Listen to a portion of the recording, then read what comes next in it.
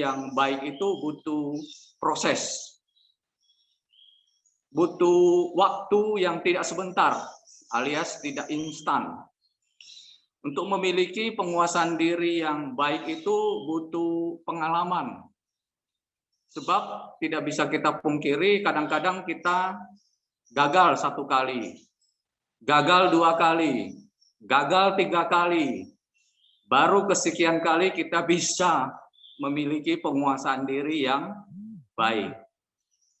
Nah, sebelum kita lebih jauh, pertama mari kita lihat dulu kira-kira penguasaan diri itu definisinya seperti apa sih? Bahwa penguasaan diri definisinya adalah satu sifat atau karakter seseorang yang berkaitan dengan kemampuan untuk mengolah pikiran, ucapan, dan perbuatan dalam berbagai kondisi. Sekali lagi, definisi penguasaan diri adalah satu sifat atau karakter seseorang yang berkaitan dengan kemampuan untuk mengolah pikiran, ucapan, dan perbuatan dalam berbagai kondisi. Nah, pertanyaan selanjutnya, pentingkah penguasaan diri bagi seorang pria? Lalu bagaimana caranya kita bisa memiliki penguasaan diri yang baik, yang sesuai dengan kebenaran-kebenaran firman Tuhan tentunya. Mari kita tengok ibarat seorang supir ketika dia tidak bisa menguasai kemudi mobilnya, apa yang terjadi? Ketika seorang pilot tidak bisa menguasai kemudi pilotnya, walaupun ada autopilot ya biasanya di pesawat, apa yang terjadi? Ketika seorang kapten, ketika dia tidak bisa menguasai atau kendalikan kemudi kapalnya, apa yang terjadi? Saya kira jawabannya adalah celaka. Betul ya? Jawabannya adalah celaka ketika tidak ada penguasaan diri. Kalau saya bisa share, coba Bapak-Bapak perhatikan gambar yang satu ini. Apakah tampil di layar, Pak, Bapak-Bapak? Halo? Sudah. Nah, Ada. Bapak-bapak perhatikan, ini adalah pemandangan yang sering kita lihat ya di Jakarta atau di mana saja, bahkan setiap hari. Gambar ini berbicara mengenai apa? Ini seperti kemacetan ya, lalu lintas. Baik itu kondisi macet maupun berjalan, kita lihat setiap mobil masing-masing mengendarai mobilnya agar tidak bertabrakan satu dengan yang lain. Artinya di sini, setiap orang ketika memiliki penguasaan diri, pembawaan diri yang baik, maka tidak terjadi celaka. Betul ya? Nah, selanjutnya, kita yang lain yang tadi saya sebutkan, kalau misalnya pilot atau yang lain-lain tidak menguasai kemudinya, pasti jawabannya adalah celaka. Apalagi kita sebagai pria, sangat penting memiliki penguasaan diri dalam mengemudikan perjalanan hidup kita. Amin. Amin. Berikutnya Bapak-bapak, kita akan melihat betapa pentingnya penguasaan diri supaya kita tidak mengalami celaka dalam kehidupan. Sebagai anak Tuhan, sebagai seorang pria, banyak orang berpikir bahwa hidup dekat dengan Tuhan, banyak orang berpikir bahwa hidup dekat dengan Tuhan itu menyenangkan. Hidup dekat dengan Tuhan itu semua berjalan baik, tanpa masalah, tanpa pergumulan, tanpa persoalan. Tentu pemikiran seperti ini tidak 100% benar.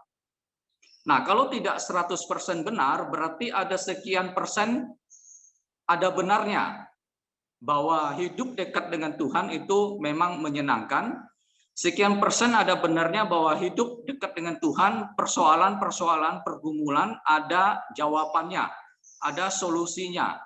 Bahkan ada mujizat bagi kita orang percaya yang ikut dengan Tuhan atau hidup dekat dengan Tuhan.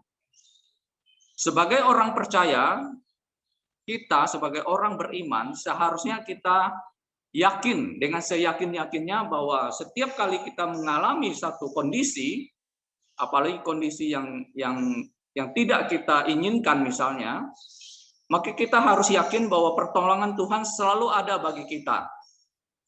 Bahwa pertolongan Tuhan kita harus yakin tidak pernah terlambat bagi kita orang percaya. Ya.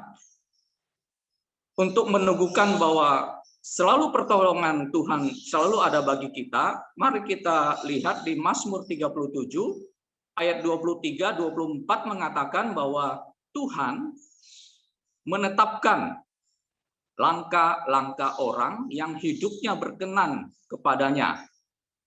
Apabila ia jatuh, tidaklah sampai tergeletak. Sebab Tuhan menopang tangan kita. Nah, berdasarkan firman Tuhan ini, ketika kita hidup berkenan kepada Tuhan, maka ada pertolongan Tuhan yang selalu ada dalam kehidupan kita. Kuncinya adalah ketika kita ingin memiliki pertolongan Tuhan dalam penguasaan diri, kuncinya adalah hidup berkenan kepada Tuhan. Bicara hidup berkenan kepada Tuhan itu tentu tidak mudah, ya. Tadi saya sebutkan tidak instan, butuh pengalaman, butuh perjuangan, butuh pengorbanan. Bahasa Alkitabnya pikul salib. Ya, karena apa? Karena kita ini sekarang masih hidup di dalam daging. Ya, di dalam darah dan daging. Nah, di titik inilah kita butuh yang namanya penguasaan diri.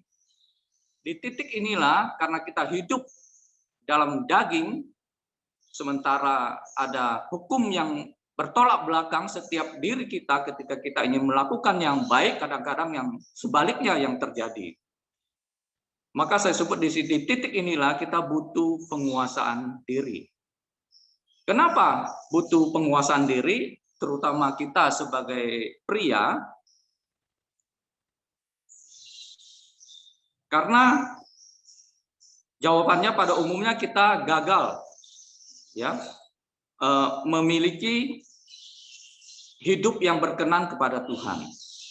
Jadi intinya kalau kita mau berhasil dan memiliki hidup yang berkenan kepada Tuhan, kita harus memiliki penguasaan diri yang baik. Untuk itu kita butuh yang namanya pertolongan Tuhan dalam hal penguasaan diri. Untuk itu kita butuh campur tangan Tuhan dalam memiliki penguasaan diri yang baik. Puji Tuhan, Tuhan menyediakan bagi kita orang percaya yang namanya penguasaan diri. Ya. Pada waktu kita mau hidup berkenan kepada Tuhan, Tuhan sediakan penguasaan diri. Bahasa Alkitabnya adalah hiduplah oleh roh. Hidup tidak menuruti keinginan daging. Jadi Tuhan sediakan buah roh di dalam diri kita sebagai orang percaya, yaitu buah roh yang disebut penguasaan diri. Ketika kita hidup berkenan kepada Tuhan atau kita hidup dalam roh. Nah, pertanyaan selanjutnya, kenapa hidup di dalam roh? Kenapa hidup di dalam roh? Galatia menyebutkan, Galatia pasal 5 ayat 17 menyebutkan, sebab keinginan daging berlawanan dengan keinginan roh, dan keinginan roh berlawanan dengan keinginan daging.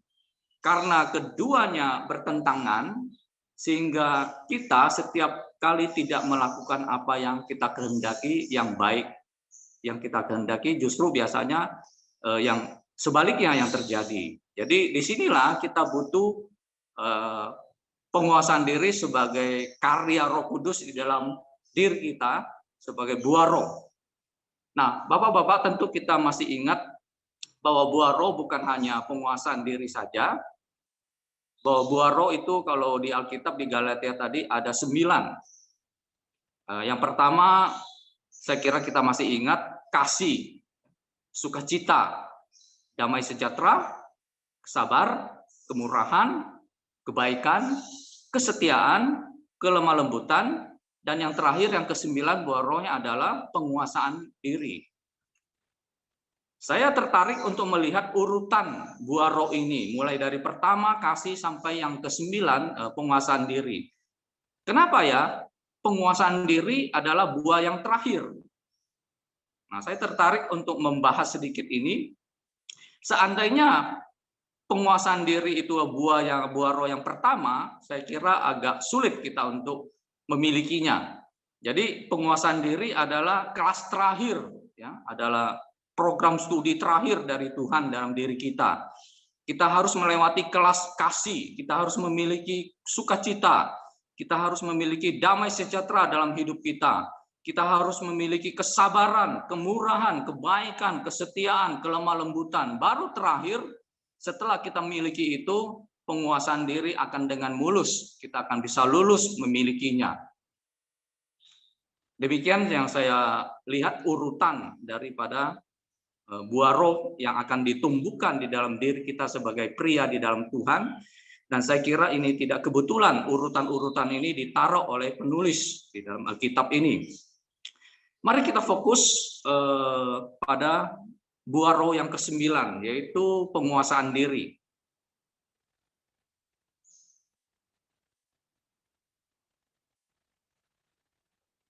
Halo? Suaranya terdengar nggak? Ada Pak. Jelas. Mari kita fokus buah roh ke-9, karena tema kita hari ini adalah penguasaan diri. Dalam hal apa saja seorang pria perlu menguasai dirinya dalam kehidupan sehari-hari. Ya, kita akan bagi menjadi 3 bagian, karena 3 bagian ini tidak terpisahkan dari diri seseorang. Jadi dalam hal apa saja kita butuh penguasaan diri. Yang pertama adalah penguasaan hati atau pikiran. Yang kedua adalah penguasaan lidah atau ucapan atau perkataan. Yang ketiga adalah penguasaan perbuatan kita. Ya. Jadi kita perlu menguasai diri dalam hati, dalam ucapan dan perbuatan. Ya.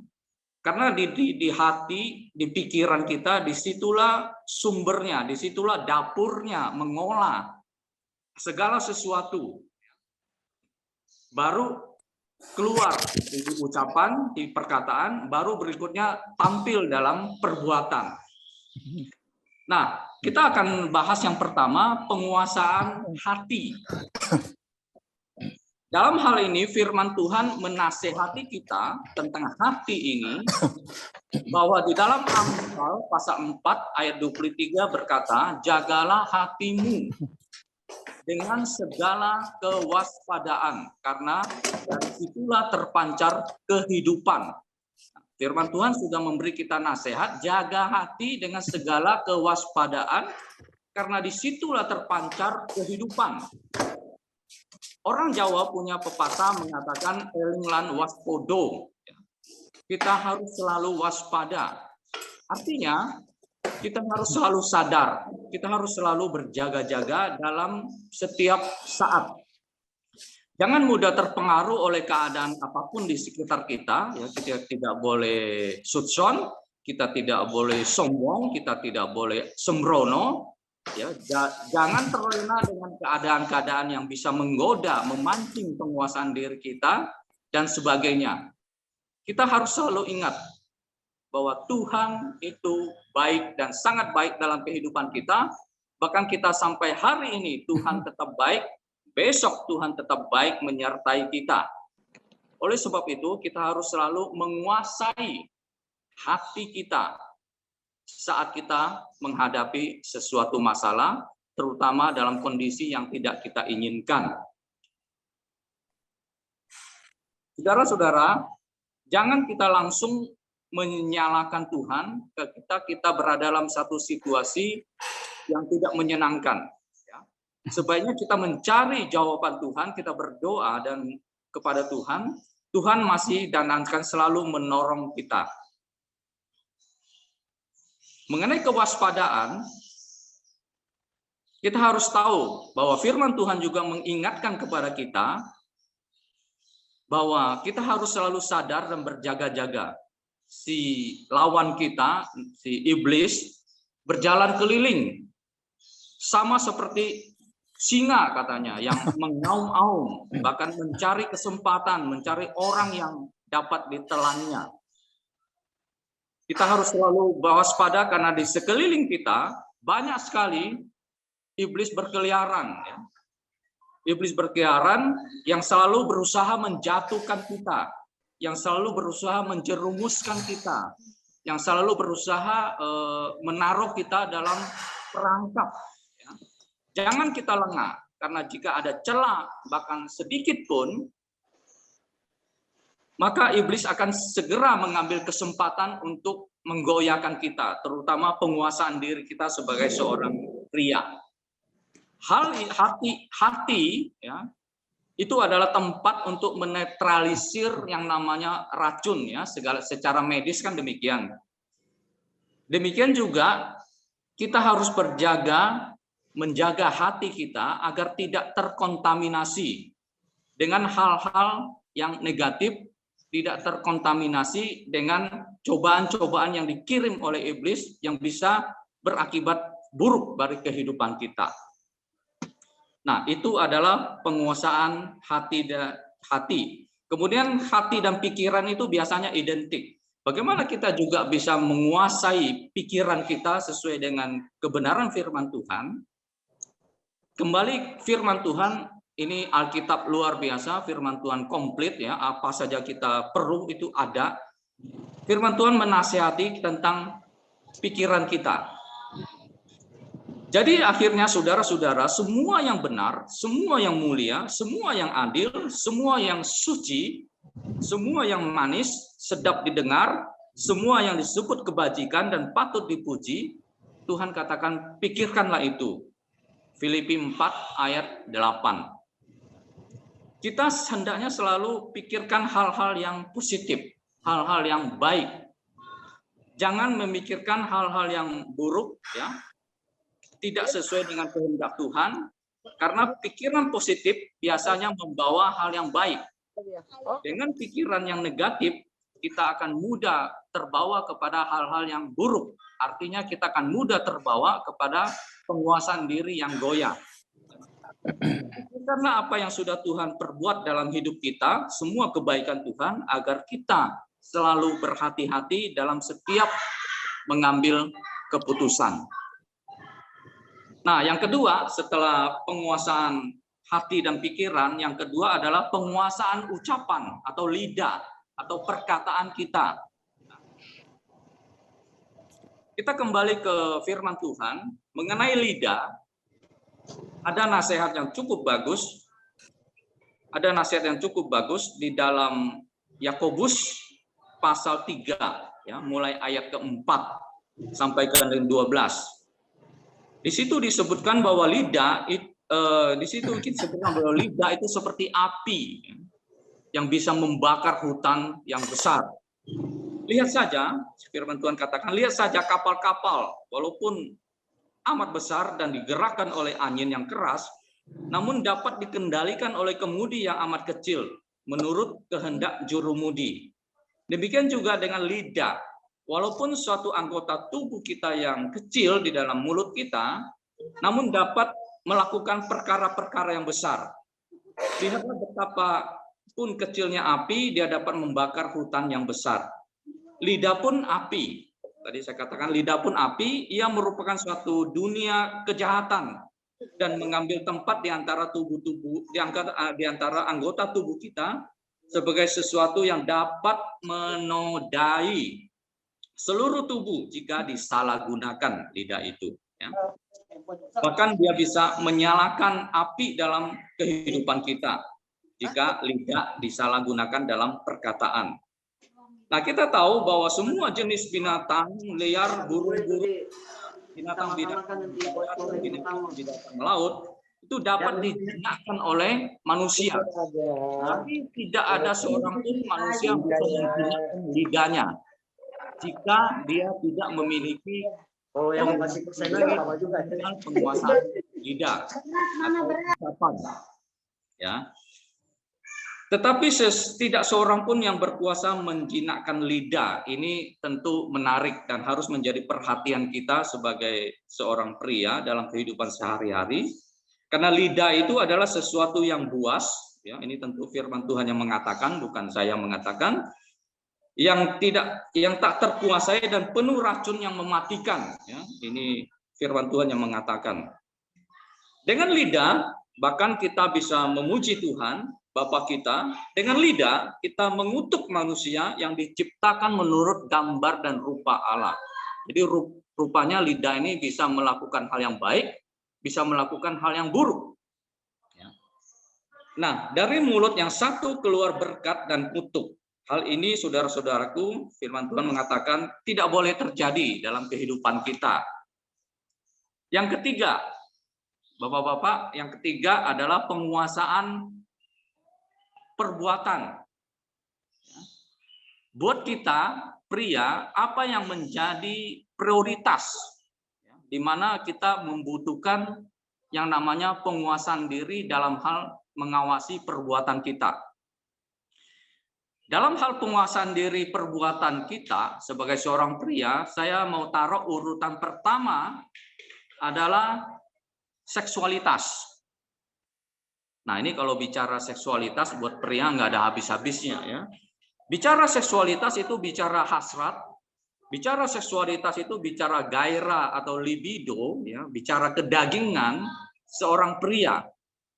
Kenapa ditaruh di urutan pertama? Saya sengaja taruh di urutan pertama karena firman Tuhan juga menaruh hal ini di urutan yang pertama supaya kita tidak melanggarnya dalam hal penguasaan diri. Coba kita tengok di Galatia 5 mulai ayat 19. Ini Galatia 5 mulai ayat 19. Perbuatan daging telah nyata. Yang pertama percabulan, kecemaran, hawa nafsu. Nah, firman Tuhan menuliskan tentang seksualitas, tentang hasrat, tentang gairah, tentang libido, ya, bahasa Alkitabnya tadi, percabulan, kecemaran, hawa nafsu di urutan pertama. Karena memang sebagian besar pergumulan seorang pria ada dalam seputar hal ini. Tidak bisa kita pungkiri ya kalau kita pria normal gitu ya. Belakangan ini kalau kita mengikuti berita kejadian yang pernah terjadi di daerah kampungnya Pak Halik di Ancol, di Pademangan situ, minggu lalu ada kejadian bahwa ada seorang pimpinan perusahaan melakukan pelecehan terhadap karyawatinya. Saya coba ambil screenshot beritanya di media online. Nah, ini 3 fakta kasus pelecehan seksual bos di Ancol, di Pademangan, mengaku bisa meramal. Ternyata pria ini tidak bisa menahan seksualitasnya, tidak bisa menahan hawa nafsunya, maka dia berusaha menjerat karyawatinya, dia berusaha melakukan pelecehan seksual. Modusnya dia mengaku bisa meramal. Modusnya dia mengaku titisan dewa. Jadi dia bisa membersihkan diri seseorang yang tidak baik menjadi baik. Nah, ini modus yang dipakai oleh orang yang tidak menguasai hawa nafsunya, padahal sesungguhnya tujuannya adalah untuk memuaskan hawa nafsunya. Ya. Berita yang sama juga, berita lain yang sama dengan hal demikian kita lihat di berita-berita online yang sering jadi viral bahwa banyak terjadi pelecehan seksual, banyak terjadi hal-hal yang tidak diinginkan, itu karena tidak bisa menguasai perbuatan kita dalam hal seksualitas seorang pria.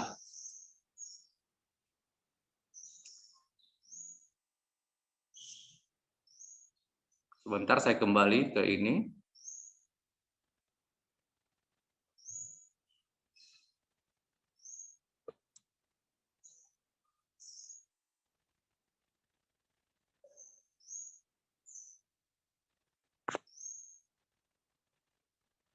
Halo, apa masih bisa mendengar? Bisa, Pak. Iya, Pak. Lanjut, Pak. Ya, lanjut ya. Nah, selain berita yang tadi, minggu lalu juga kita dikejutkan oleh satu peristiwa di mana ada oknum polisi di sebuah kafe di daerah Cengkareng. Setelah dia dini hari menjelang subuh dia minum-minum di kafe itu, terpengaruh dengan alkohol, dan kemudian terjadi tidak bisa menguasai diri, dia main cabut pistol, dia main tembak orang ya. Bahkan ada satu anggota polisi juga yang ditembak mati, dengan juga pelayan di bar itu ditembak mati ya. Saya kira kita lihat di beritanya di televisi maupun berita online. Nah, itu akibat tidak bisa menguasai diri, baik yang tadi contoh seksualitas maupun penguasaan diri perbuatan. Kita kembali ke firman Tuhan bahwa penguasaan diri di dalam pria, selain urutan pertama itu seksualitas, yang urutan berikutnya adalah penyembahan berhala, sihir, perseteruan, perselisihan, ya, iri hati, amarah, kepentingan diri sendiri, percederaan, roh pemecah, kedengkian, kemabukan, pesta pora. Jadi kita harus mengendalikan tingkah laku kita sebagai pria dalam hal-hal yang disebutkan tadi.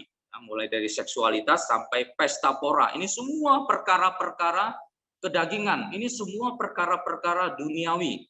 Tuhan ingin kita memiliki pengendalian diri yang baik supaya kita hidup berkenan kepada Tuhan. Nah, terhadap semua itu, ya, di akhir di Galatia tadi mengatakan bahwa kita diperingatkan supaya tidak melakukan hal-hal demikian, ya, supaya kita mendapat tempat di dalam kerajaan Allah. Bapak-bapak, selanjutnya pria yang sudah matang dan dewasa seharusnya bisa menguasai diri sendiri atau tahu bagaimana mengendalikan diri dalam kehidupan ini. Memang tadi kita sudah sebutkan bahwa kedewasaan secara umur tidak bisa diukur pada seseorang bahwa dia memiliki penguasaan diri. Tetapi apabila seseorang sudah mencapai tahap penguasaan diri yang baik, maka dia adalah orang yang berkenan kepada Tuhan, maka dia orang dewasa, orang yang biasanya bijak, ya. Nah, di dalam surat Korintus juga kita mendapatkan nasihat bahwa Rasul Paulus mengatakan hidup ini tidak ada pemenang nomor 2, bahwa hidup ini selalu usahakan menjadi pemenang pertama, ya. Hidup ini dinamis dan mudah berubah karena kita harus berjuang begitu rupa sampai kita memperoleh kemenangan dengan kemampuan, dengan penguasaan diri yang baik. Kita harus bisa kuasai dan berlatih diri dalam segala hal. Di akhir pertandingan kita mendapatkan istilahnya mendapatkan pahalanya atau mahkotanya tentu dari Tuhan. Penguasaan diri yang erat berkaitan dengan emosi. Biasanya orang yang tidak menguasai diri mudah sekali terpancing atau terprovokasi.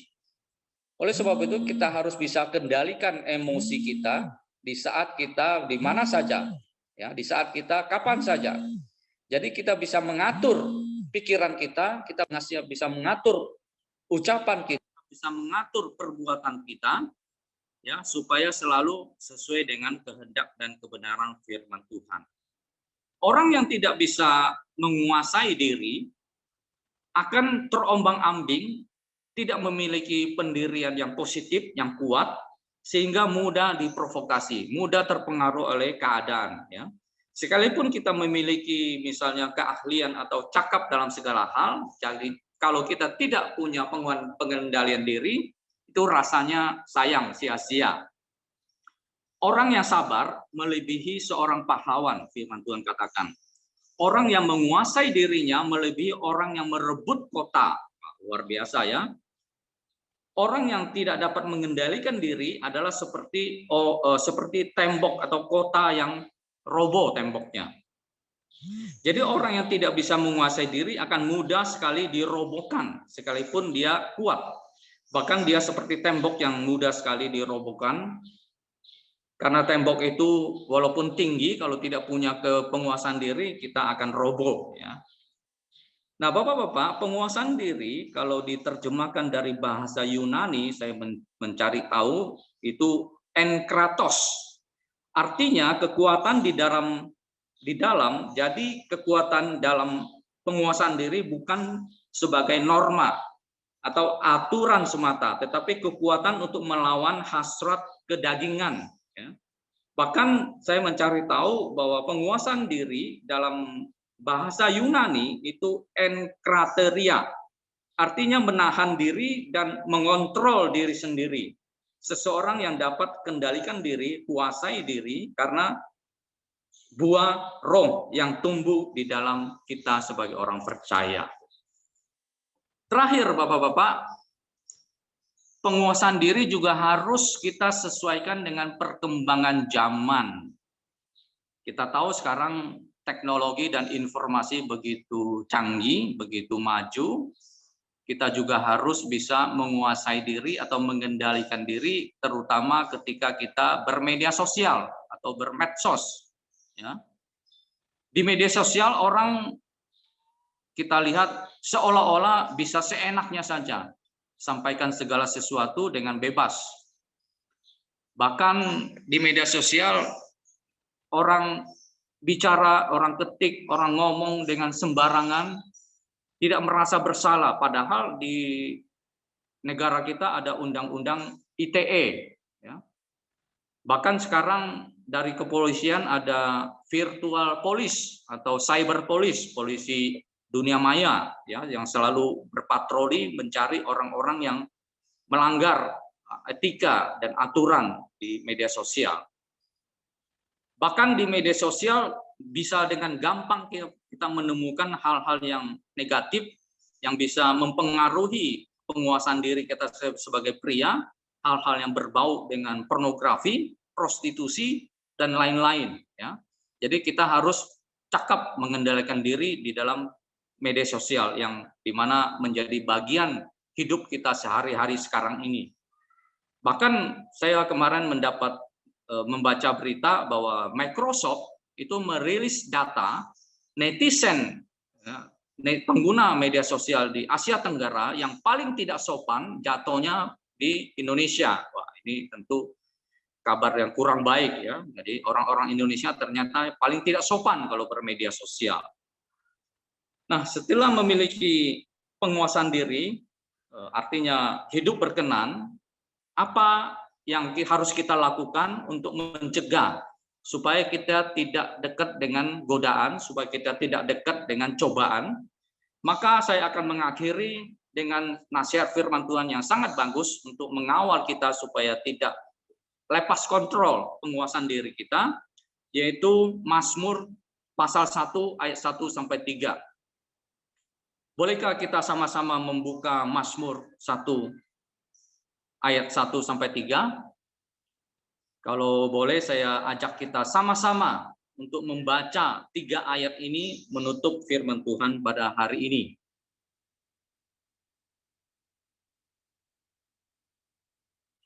Apakah sudah ketemu? Halo?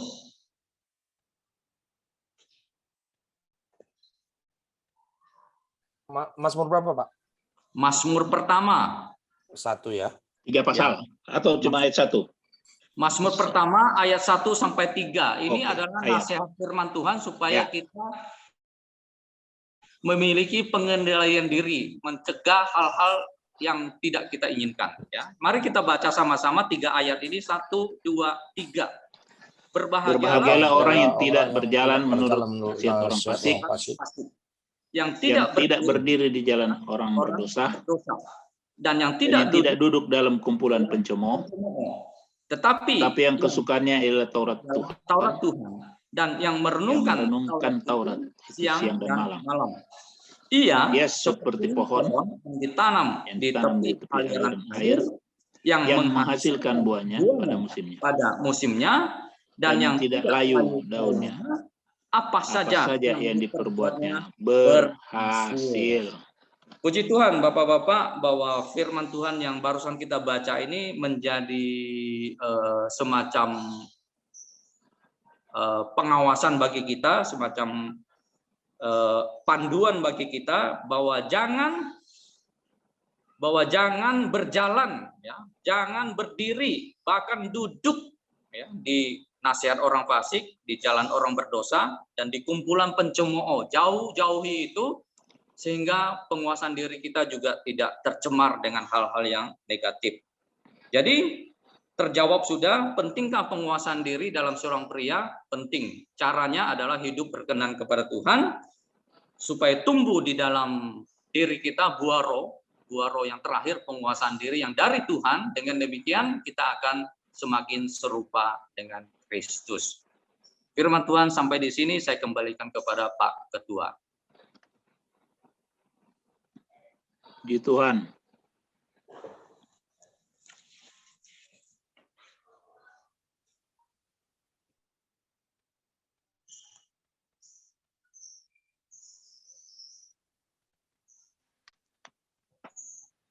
Terima kasih buat Pak Sakmin. Mohon di close dulu, Pak.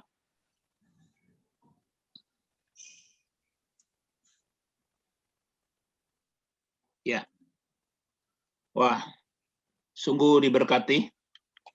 Terima kasih Pak Sakmin sudah menyampaikan kepada Bapak-bapak kita semua mengenai penguasaan diri. Betapa pentingnya penguasaan diri. Jaga hati, ucapan, lidah, dan perbuatan. Sangat menarik di poin yang ketiga mengenai perbuatan, di mana Pak Samin mengambil poin yang pertama mengenai seks dan libido. Satu saat kita akan bahas mengenai itu. Dan Pak Sakmin ini dari Kalimantan, tetapi masih bisa mengucapkan filsafat Jawa. Eling lan waspodo. Wah, itu betul-betul luar biasa Pak Sakmin. Baik, sebelum kita masuk pada doa syafaat, kita angkat satu pujian yang akan dipimpin oleh Pak Jimmy. Saya persilakan. Puji Tuhan, Bapak-Bapak, kita sudah sama-sama mendengar firman Tuhan. Saya diminta untuk sebelum kita masuk di dalam doa, kita menaikkan satu pujian sebagai respon kita kepada firman Tuhan. Berkaitan dengan poin yang pertama tadi, hati, kita menjaga hati, kita minta supaya Tuhan menolong kita menjaga hati kita. Kita naikkan pujian, selidiki aku, lihat hatiku, apakah aku sungguh mengasihimu. Selidiki aku, lihat hatiku, apakah aku sungguh mengasihimu. Yesus, Kau yang Maha Tahu dan menilai hidupku, tak ada yang tersembunyi. Kita ulangi dari awal, selidiki aku, selidiki aku, lihat hatiku, apakah aku sungguh mengasihi. Yesus, Kau yang Maha Tahu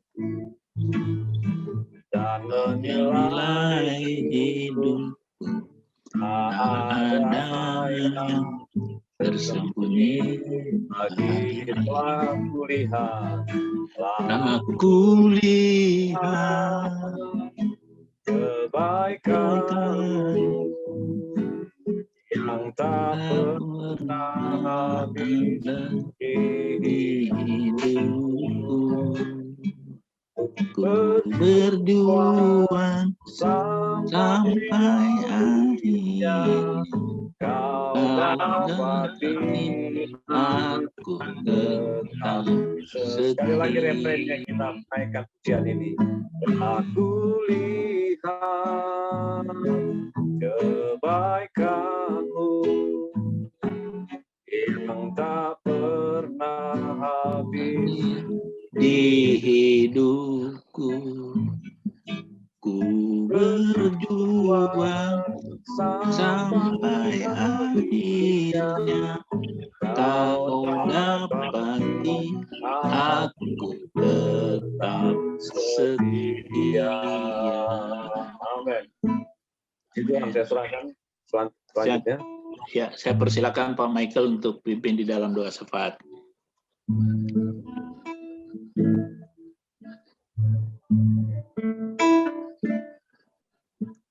Langsung Pak Michael. Mute-nya Pak, mute. Dibuka suaranya Pak.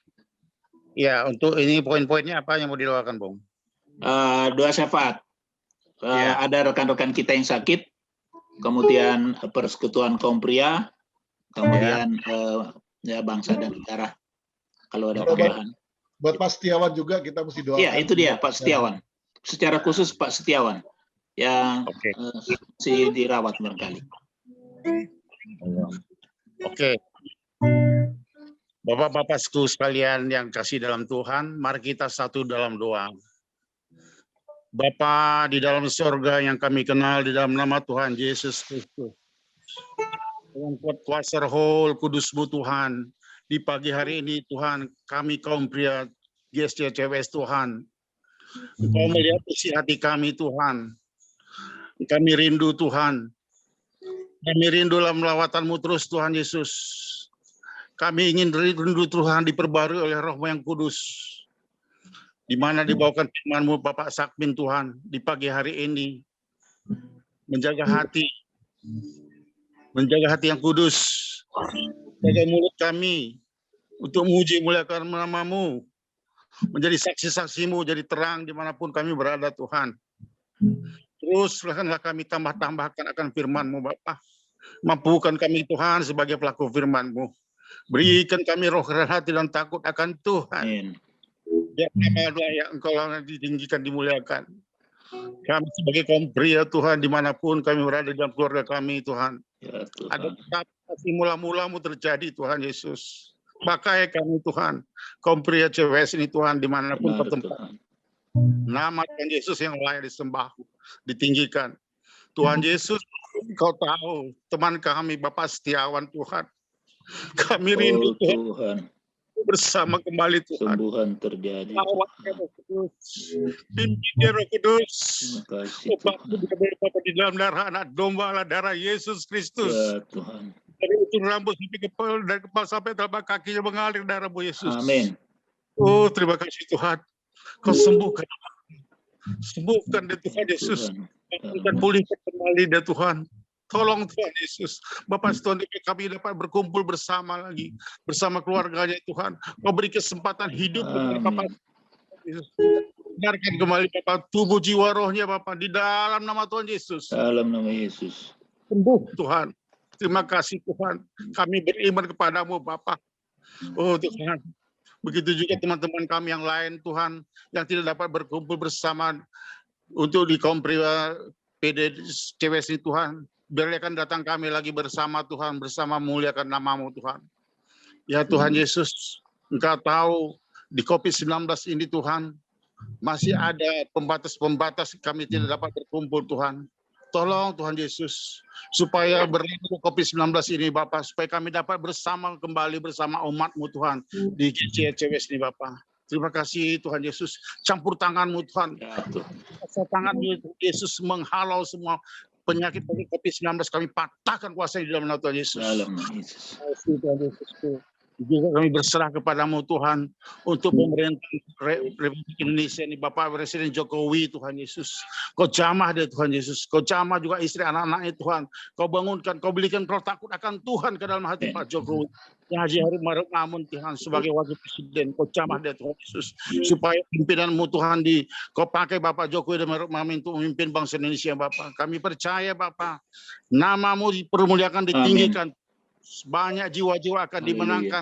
Beri kesempatan untuk penginjilan dari Sabang sampai Merauke. Campur tanganmu Bapak, kasihmu Tuhan. Padi sudah menguning. Kau persiapkan kami Tuhan, hamba-hambamu Tuhan. Kau percayakan kami Tuhan, supaya anak-anakmu ini Tuhan benar-benar sungguh-sungguh sehati sepikir dengan Engkau Tuhan Yesus. Oh, ini kami serahkan rendah hati kami Tuhan. Pimpinlah kami Tuhan Yesus, setiap langkah-langkah kami Tuhan. Supaya ada kebangunan rohani terjadi di Indonesia ini Bapak. Oh, kau pakai kami Tuhan, kaum pria CWS ini Tuhan. Dimanapun kami berada Bapak. Kami siap Tuhan untuk memuliakan namamu Tuhan. Terima kasih Bapak di surga. Kami berserah dari awal pertengahan akhir daripada ibadah kami. Kami ucap syukur semua itu. Namamu Tuhan Yesus yang layak disembah dimuliakan. Terima kasih Bapak. Di dalam nama Tuhan Yesus kami sudah berdoa ucap syukur. Haleluya. Amin.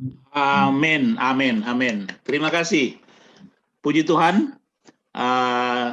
Sebelum kita mengakhiri kebaktian ini, nanti Pak Halik akan memimpin kita di dalam penutup, tapi satu pujian diangkat dulu oleh Pak Jimmy untuk penutup ibadah ini. Lalu Pak Halik akan mengambil alih untuk menutup dalam doa sekalian doa berkat. Baik Bapak-Bapak, mari kita naikkan pujian. Kami memuji kebesaran-Mu, ajaib Tuhan, ajaib Tuhan. Kami memuji kebesaran. Terima kasih Tuhan, ajaib Tuhan, ajaib Tuhan.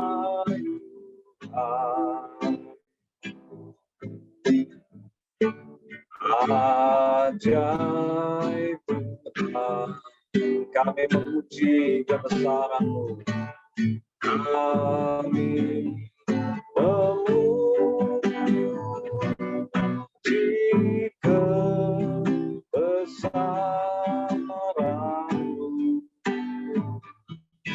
Terima kasih Tuhan. Ajaib Tuhan.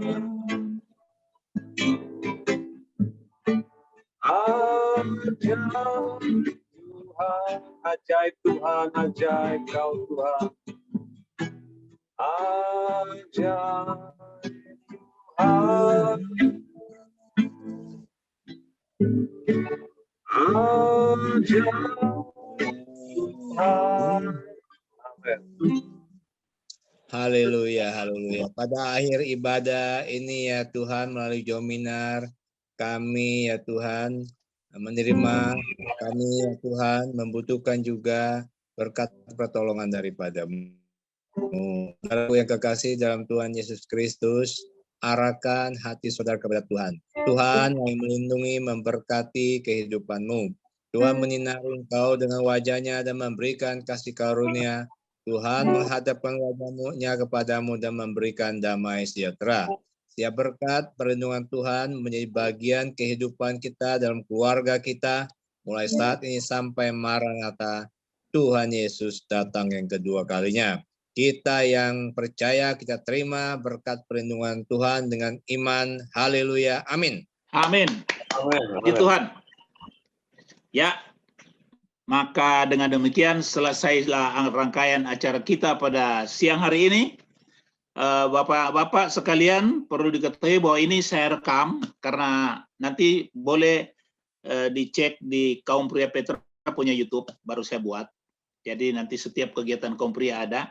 Saya baru masukin 3 video di situ, yaitu kegiatan-kegiatan kita sampai yang terakhir waktu kita bernyanyi untuk nasional, lalu perjalanan misi kita. Saksikan di YouTube kita KP Petra, ya. Jangan lupa, nggak usah bilang like lagi dan subscribe. Yang penting boleh ditonton di situ. Ini nanti saya masukin. Ini rangkaian kita pada hari ini saya rekam. Nanti ada rekaman yang lain. Selanjutnya kita berharap bahwa bulan-bulan berikut kita sudah sudah bisa bertemu secara onsite kalau memang sudah memungkinkan. Kita diberi kemarin kita diberikan suatu ucapan terima kasih dan katanya baik sekali nih kaum pria Petra punya ini daripada rekaman-rekaman yang sebelumnya yang lain-lain, katanya Petra punya cukup bagus lah. Jadi kita bersyukur walaupun banyak kekurangan-kekurangan tapi kita harus belajar. Dan buat Pak Sakmin sekali lagi terima kasih Pak. Ternyata memang perjalanan kaum pria harus waspada ya. Terlebih saya kutip di perbuatan yang hati ucapan perbuatan ya, yang terakhir di dalam perbuatan itu nomor 1 yaitu mengenai apa ya Pak, libido dan lain-lain. Kalau kita ada tema yang demikian mungkin kita bisa bahas sama-sama, nanti kita bahas karena ini penting buat kaum pria. Lain-lain tidak ada, kalau memang sudah memungkinkan bulan depan kita ketemu, kalau tidak masih secara online. Kalau ada usulan silakan.